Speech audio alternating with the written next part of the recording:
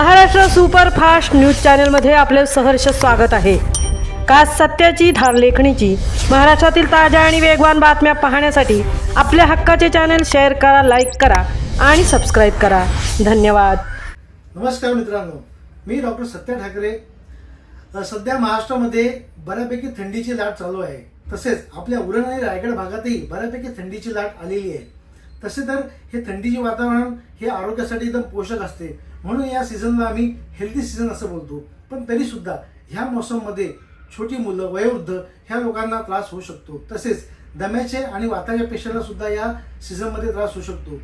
दम्याच्या पेशंटला या सीझनमध्ये थोडासा श्वास घ्यायला त्रास होऊ शकतो, सर्दी खोलायला त्रास होऊ शकतो।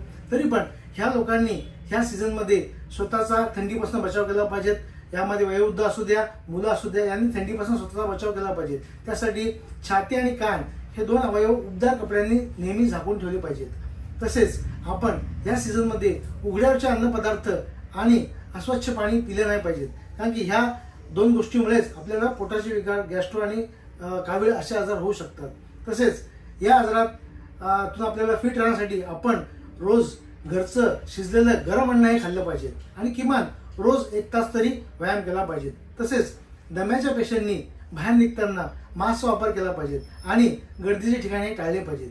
तर ह्या सीझनमध्ये जर आपण ह्या उपाययोजना व्यवस्थित आणि नियमित जर आपण पालन केला तर आपण निश्चितच ह्या थंडीच्या मोसममध्ये सुद्धाही खूप निरोगी राहू आणि ही थंडी एन्जॉय करू। तर चला मग ह्या थंडीच्या मोसममध्ये फिट राहा आणि थंडी एन्जॉय करा।